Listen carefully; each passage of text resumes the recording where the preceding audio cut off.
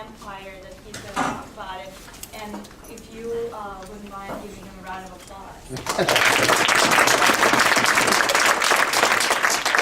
Really an honor and a privilege to took over Domino's. They were in third position. They really had, as you could see, very poor consumer awareness, and sales were very, very bad.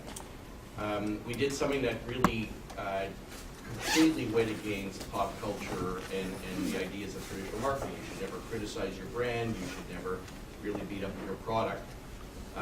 Make a long story short, consumer awareness went up dramatically, but what's most impressive was sales were up 50% and have been sustaining. In fact, 2 weeks ago they had their best week in the company's history, and the stock price is up 60% since we launched the campaign. When we took over Burger King in 2003 had 8% same-store sales decline. In 2002 they had 6% same-store sales decline. For 5 years, they had double-digit growth each and every quarter. If you were to ask David Bonnerman from Texas Pacific, he would have said that the reason for the IPO equity value going up by $2 billion from what they paid was attributable to the marketing of what we did. BMW Mini was the most successful new car launch in American history. They never had any marketing dollars to go on television, so we decided to mount Minis on the cabs of Ford Expeditions, drive them around cities. We mounted them on billboards. We put them in shopping centers and made rides out of them. We mounted them in seats in stadiums, in football stadiums around the country. As a result of that, we got all kinds of free publicity. And really, in 2004, that was really the beginning of viral marketing. We probably came out with the most provocative viral marketing campaign, which really changed marketing, and that was in January of 2004, we launched something called Subservient Chicken, which was this funny little campaign. When we brought it up to Burger King's attention, they thought a viral marketing campaign was a sexually transmitted disease. Nobody really understood what it was. We launched this thing, it cost $40,000. They didn't want to do that. They said, we want to do a television campaign. In the first day we had 1 million hits. First week we had 10 million hits. We've had 1.6 billion hits since. So our whole concept at MDC was to challenge conventional wisdom, to think like an insurgent, not like an incumbent, and to really look at the world on a media agnostic basis, that the world was not made up of television commercials with some add-on expertise. I started my business on Thursday, April 11th, 1980. Yesterday was our 30th anniversary. Had a lot more hair back then. Finished my first year in marketing and the undergraduate business program at York University. It's what I call a reverse family enterprise. First two people I hired were my parents. I was a photographer as a kid, took pictures at summer camp, got into photography, and then over time I evolved into marketing. And we went public on Friday, October the 16th of '87, the day before Black Monday, as the size of the business was 2.1 million in revenue. We had 106,000 of pre-tax profits.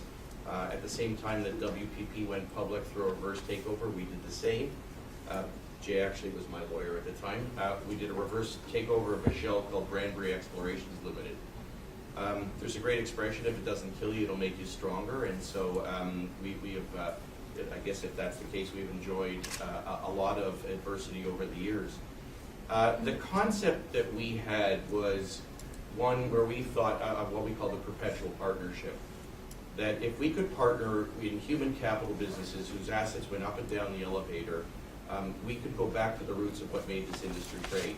It's about a $600 billion industry globally, $300 billion in the United States. Our principal focus has been in North America, but 95% of our business is in North America, of which 85% of that is US. Our big break came in 2001. We invested in a firm called Crispin, Porter & Bogusky, and they were a small little agency in Coconut Grove, Florida, and they had just done the Truth campaign, which I thought was the greatest advertising I'd ever seen.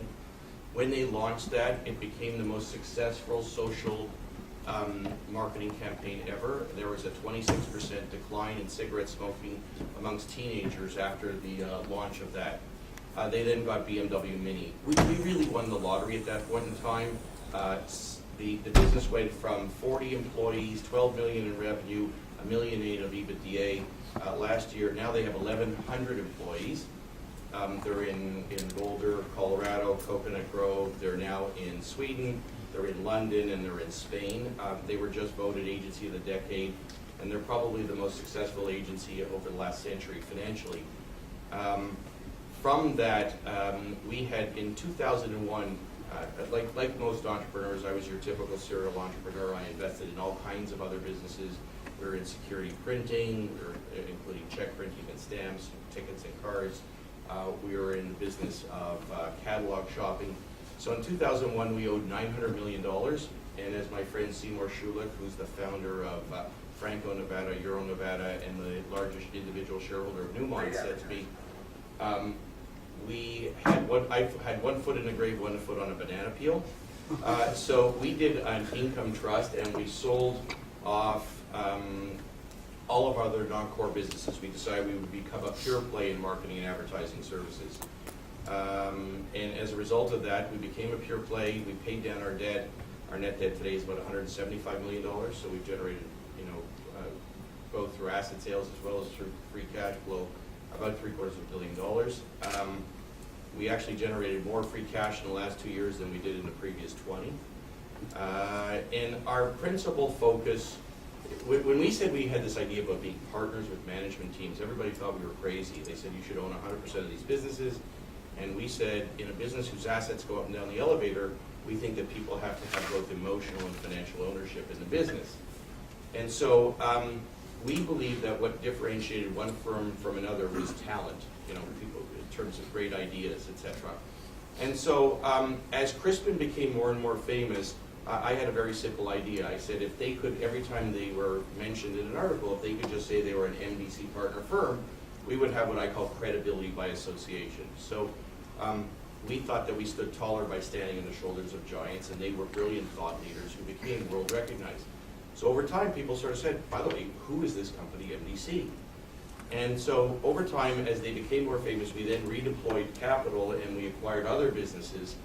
And we were smart enough to take the intellectual capital of the partners, Chuck Porter and Alex Bogusky and people like that, and brought them into MDC so that we were more than just a financial holding company. Our competitors are people like Omnicom and Interpublic and WPP and Havas and Publicis. So what we figured out is we couldn't be bigger than them. So what we had to do was be more nimble, more agile, as Bear Bryant said, nimble, agile, hostile. And what we figured out is that if we could acquire the most talented people, we could change our on-field performance. If you haven't read the book Moneyball, it's a very good book. It's an older book, but it's actually it resonates very well. So what we realized is that business is about two things, in my opinion. One is about understanding the probabilities of outcome, and two, taking steps to increase the probability of a successful outcome. So what we realized is if you could have LeBron James playing on your team, you'd probably do a little bit better than you would if you didn't, or if you had Sidney Crosby, or if you had Alex Rodriguez, etc. So we made a list of 200 of the very top people in the world in our industry. And we tried to find people that had what I would call latent entrepreneurial tendencies, who had, I coined a phrase called idea, people who had an infinite desire for epic entrepreneurial accomplishment. They were usually between the ages of like 36 and 45 years of age, and they wanted to do something entrepreneurial. They had a great career of somewhere between 15 and 20 years in the industry, and they were looking for a place where they could become rich and famous. And we said that's what MDC wants to be. We want to be the place where great talent lives. So we kept saying it over and over and over and over again, and over a period of probably, MDC's an overnight success story. It took 25 years to develop in the last 5 years to get any kind of recognition. And really, it's only in the last 2 or 3 years where it's really come to fruition. What happened was a few things fell our way. One was clients figured out that how many people, how many services, how many offices, and how many countries was irrelevant. The only thing that was relevant was the ability to come up with fresh thinking and new ideas that would drive return on marketing investment. So in our strategy was really simple. If the big guys are going that way, we should go this way. We should go completely opposite where everybody else was going. So we didn't get into media buying. We didn't go to Asia. We didn't go to Latin America. We didn't go to Eastern Europe. We stayed right here in America. And for us, it's worked out exceedingly well. what we realized is one incremental piece of Microsoft is bigger than most agencies are in China. And they have real rules, they have laws here, you can get paid, collect your money, put the cash in the JP Morgan Chase account. You know, life is terrific. Thank you very much for your time.